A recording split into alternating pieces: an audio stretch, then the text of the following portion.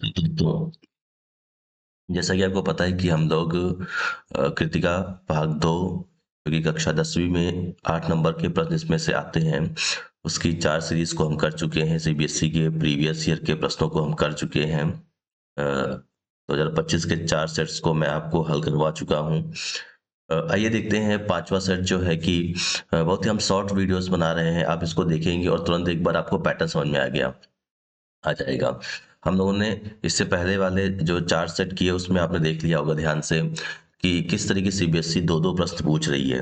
एक किताब से पूछती है और दूसरा वाला क्वेश्चन आपके विचार पूछती है। ये हमने ट्रेंड देख लिया सीबीएसई का, तो आपको इसी तरीके से पढ़ाई करनी है ना? तो चलिए चलते हैं। देखिए, जागरूकता और संवेदनशीलता विज्ञान के दुरुपयोग को कम कर सकती है। ठीक है? 2 बातें हैं, बहुत ध्यान से समझिए इस चीज़ को, है ना? 2 बातों में कौन-कौन सी हैं? एक है जागरूकता, ठीक है? और एक है संवेदनशीलता, है ना? सेंसिटिविटी और जानना कि आपके पास इस चीज़ की जानकारी है, ठीक है? ये विज्ञान के दुरुपयोग को कम कर सकती है। मैं क्यों लिखता हूँ पाठ के संदर्भ में, इस कथन पर अपने विचार लिखिए। देखिए, 2 बातें हैं।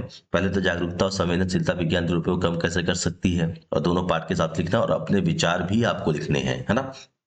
ठीक है। जैसे देखिए, मैं आपको एक एग्ज़ाम्पल देता हूँ। जैसे आपको पता है कि जो पॉलीथीन है उसका जो आविष्कार किया गया, वो एक्चुअल में आपने देख लिया कि किसी मतलब कि एक अच्छे काम के लिए हमने शुरू किया था उसका, है ना? ठीक है? लेकिन अज्ञानता की वजह से या लोग कम जागरूक वजह से उसको इतना ओवर यूज़ किया इंसान ने कि अभी वो क्या हो गया कि एक असभ्यता की निशानी बन गई है, ठीक है? संस्कृति और संस्कृति पार्ट में हमने इसको बताया भी है कि किस तरीके से कोई चीज़ संस्कृत होते हुए भी इतना ज़्यादा ओवर यूज़ कर जाने के बाद सभ्यता में कन्वर्ट हो जाती है, ठीक है?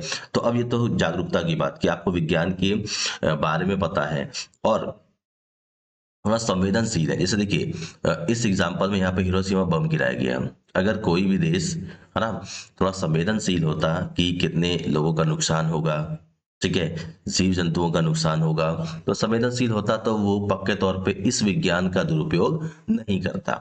ठीक है? तो आप, जब मैं क्यों लिखता हूँ एग्जाम्पल का इस्तेमाल करेंगे इसमें, तो कोशिश ये करेंगे कि हिरोशिमा में बम गिरना और बांग्लादेश में ब्रह्मपुत्र नदी में बम गिरना, ठीक है? इन दोनों का एग्जांपल आप दे देंगे, ठीक?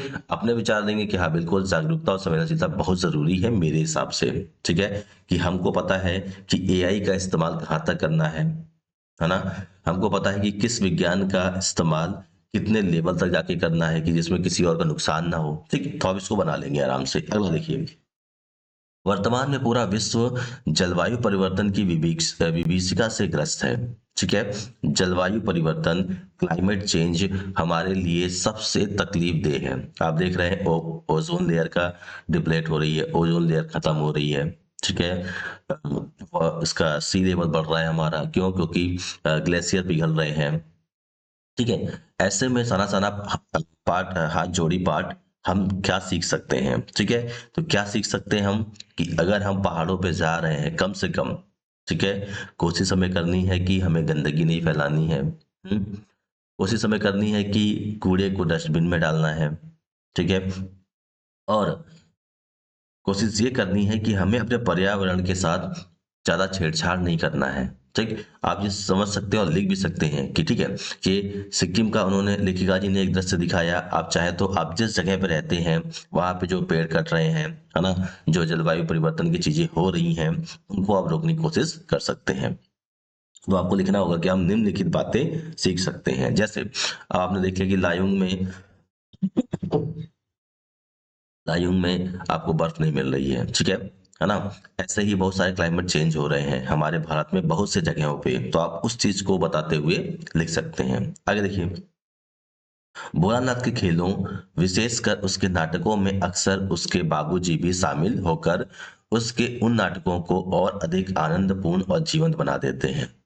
क्या वर्तमान में भी बच्चे और पिता के बीच ऐसी आत्मीयता और खेल देखने को मिलते हैं? तर्कपूर्ण उत्तर दीजिए, ठीक है? अब देखिए ध्यान से, आत्मीयता का मतलब होता है एक ऐसा लगाव जो बिल्कुल सोल टू सोल है, मतलब कि हृदय से कनेक्टेड है, ठीक है ना? आप यहाँ देख रहे हैं कि अभी पापा लोग, आपके पिताजी, हमारे पिताजी, बहुत सारे लोग इतने बिजी हैं काम में, है ना, कि आपको वक्त नहीं दे पाते हैं। एक बच्चे हमेशा ये बात बोलते हैं कि बड़ा ही अकेलापन है, मम्मी पापा दोनों काम कर रहे हैं, है ना।